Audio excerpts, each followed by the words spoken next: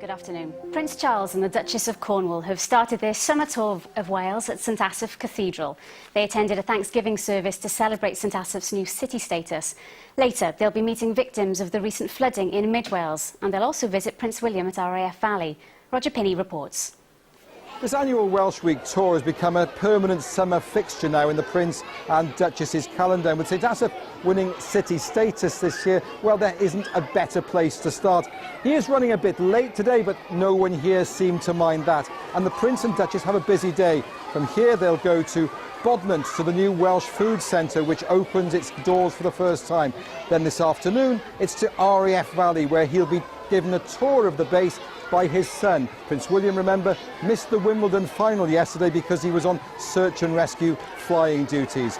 This evening, the Prince will be in mid-Wales at Aberystwyth, where he'll meet victims of the recent floods. A very busy few days ahead. The Duke of Cambridge played host to his father at an RAF base on Anglesey today. Flight Lieutenant Wales, as he's known in the military, showed the Prince of Wales one of the Sea King helicopters he captains during search and rescue missions. Our Wales correspondent, Howell Griffith, is at the base for us now. Howell. Thanks. Yes, this little airbase on the edge of the island is about as far as you can get from the usual world inhabited by the royals, one of pomp and palaces. But this is Prince William's workplace, and today it played host to a special royal visitor. This report contains some flash photography. So how long does it take you to get up to the Lake District? Depends if you've got a howling southerly wind or not. It's a moment many people struggle with, explaining to their parents what exactly it is they do at work. But as Flight Lieutenant Wales showed his father around the operations room, he seemed happy to act as tour guide. Do you have to put these on each time? Yeah, with this one as well, underneath. Some of it. Yeah, that's the one that's Prince William has been stationed at RAF Valley for the last 2.5 years, flying search and rescue missions, and last month graduating to the post of captain.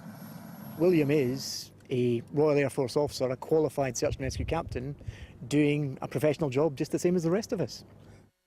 Prince William's role here doesn't quite offer a taste of normal working life, but he does have to put in a shift alongside the rest of the crew and face the same dangers.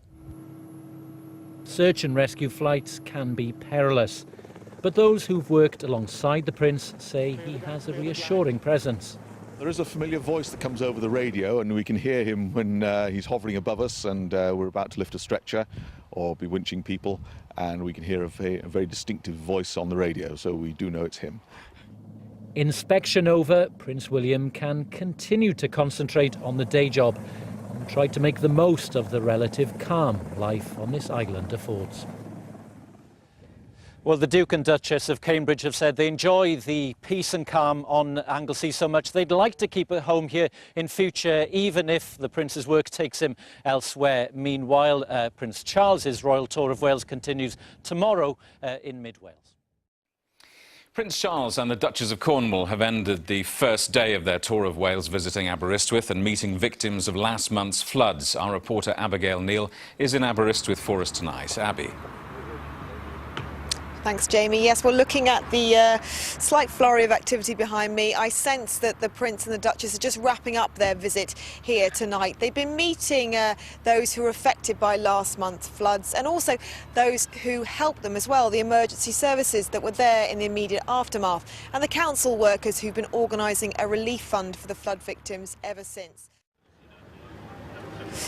Well, you can just see the Prince and the Duchess are just leaving now. They've been here, as I say, for about an hour, and everyone has come out to meet them and to wave goodbye. And of course, some of the people here are those that were affected and that have had a few words of encouragement from the Prince and the Duchess. June Jones is one of them. You live in Capel Bangor. You were badly affected as well. Tell us, did the Prince say anything to you?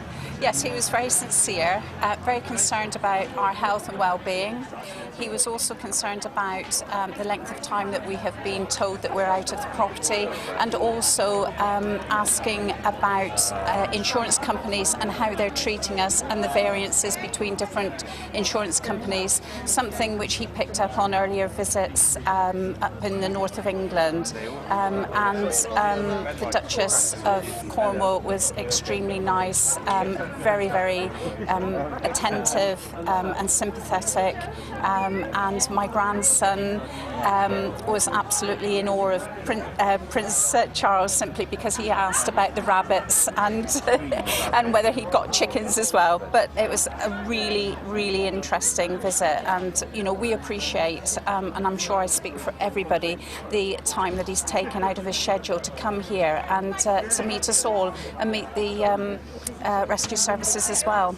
June Jones, thank you very much. Well, we're told that Prince Charles has also contributed a sum of money to the relief fund. We don't know how much, but he certainly has put his money where his mouth is. And of course, this is the end of a busy day for himself and the Duchess of Cornwall as well. But he started off the day up in North Wales, where Roger Pinney now reports. Showing Dad the ropes, a proud Prince of Wales getting a look at what Flight Lieutenant Wales has come to call the office, the cockpit of his search and rescue helicopter. They've been planning the visit for months, but even so, this was a meeting which very nearly didn't happen. An emergency call came in and it looked like Prince William would have to scramble to the rescue. In the event, a colleague stood in for him. Last year, Prince William showed his granny around RAF Valley. Today, it was Dad's turn. The Prince of Wales and Duchess of Cornwall are spending 4 days here this week, and they'll clock up the miles, beginning in Wales' newest city, St Asaph in Denbighshire. This annual Welsh Week tour has become a permanent fixture now in the Prince and Duchess's calendar, and with St Asaph winning city status, well, they couldn't be a more perfect place to start. And from the people of St Asaph there was the warmest of welcomes, local school children joining volunteer groups and businesses to greet the royal couple in the cathedral grounds ahead of a service of thanksgiving. 3-year-old Francesca Barmsey caught the attention of Prince and Duchess. He said hello and Camilla went, you talked to him like that, didn't she? She spoke to you, didn't she? Didn't expect to shake hands. Very good.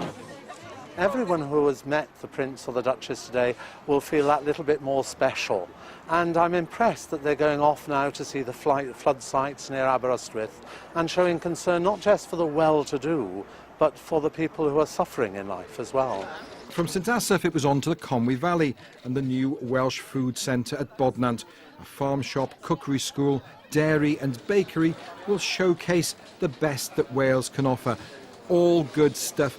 But it's sure to be the time at Valley which will linger in the Prince's memory the longest. Each year members of the royal family make hundreds of visits, meeting thousands of people. But it can't be often a royal dad gets to see his royal son at work.